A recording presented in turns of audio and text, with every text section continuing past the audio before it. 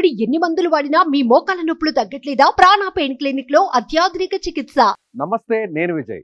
Lokesh రాసిపెట్టిన red బుక్లోని పేర్లపై చర్యలు మొదలయ్యాయా? Red book లిస్టులో ఉన్న ఒక్కొక్కరి పైన చర్యలు ఇప్పుడు స్టార్ట్ అయిపోయా అంటే అవుననే సమాధానాలు వినిపిస్తున్నాయి. వైసీపీ సర్కారులో రెచ్చిపోయిన అధికారులు ఒక్కొక్కరి పైన వేటు పడుతోంది. జగన్ ప్రభుత్వంలో డీజీపీగా పనిచేసిన కేవీ రాజేంద్రనాథ్ రెడ్డినైతే తీసుకెళ్లి ఏకంగా ప్రింటింగ్ అండ్ స్టేషనరీ విభాగం కమిషనర్గా మార్చేశారు.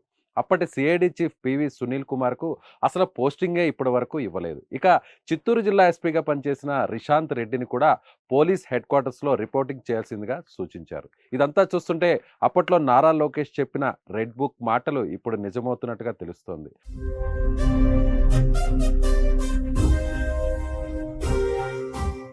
వైసీపీతో అంటకాగి ప్రభుత్వానికి అనుకూలంగా నిర్ణయాలు తీసుకున్న పోలీస్ అధికారులు ఒక్కొక్కరి పైన చర్యలు తీసుకుంటున్నట్టుగా ప్రస్తుతం ఈ ఘటనలు చూస్తుంటే స్పష్టమవుతుంది. గత ప్రభుత్వానికి అనుకూలంగా పనిచేసిన వారంతా ప్రస్తుత ప్రభుత్వానికి కావలసిన విధంగా పనిచేయడం అసాధ్యం కావడంతో వారిని ఇతర విభాగాలకు బదిలీ చేస్తున్నట్టుగా తెలుస్తోంది.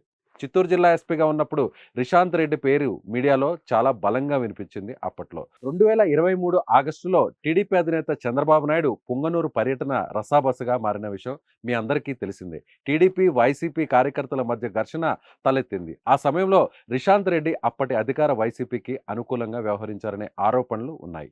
చంద్రబాబుకు స్వాగతం పలికేందుకు వచ్చిన టీడీపీ శ్రేణులను కావాలని అడ్డుకున్నారని ఆరోపణలు అప్పట్లో పెద్ద ఎత్తున చెలరేగాయి. ఆ సమయంలో టీడీపీ కార్యకర్తలపై లాఠీ చార్జ్ జరిగింది. 7 ఎఫ్ఐఆర్లు నమోదు చేసి అందులో 600 మంది పైన హత్యాయత్నం కేసులు నమోదు చేశారని, 300 మందిని జైలుకు పంపారనే ఆరోపణలు కూడా ఉన్నాయి.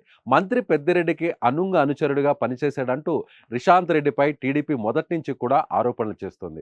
కుప్పంలో చంద్రబాబు నాయుడు పర్యటనలు అడ్డుకోవడం, నారా లోకేష్ యువగలం పాదయాత్రకు అడుగడుగున ఆటంకాలు సృష్టించారని ఆరోపణలు ఉన్నాయి. ఈ నేపథ్యంలోనే రిషాంత్ రెడ్డి పేరు కూడా రెడ్ బుక్ లోకి ఎక్కేసిందని అందరూ చెప్తుంటారు. అయితే ఎన్నికలకు ముందు రిషాంత్ రెడ్డిని బదిలీ చేశారు. చిత్తూరు జిల్లా ఎస్పీగా తప్పించి ఎర్రచందనం టాస్క్ ఫోర్స్ ఎస్పీగా పోస్టింగ్ ఇచ్చారు. అయితే తిరిగి ఇప్పుడు ఆయన డీజీపీ కార్యాలయంలో రిపోర్ట్ చేయాల్సిందిగా కొత్తగా ఆదేశాలు వచ్చేశాయి. ప్రస్తుతం రిషాంత్ రెడ్డికి ఎలాంటి పోస్టింగ్ కూడా కేటాయించలేదు.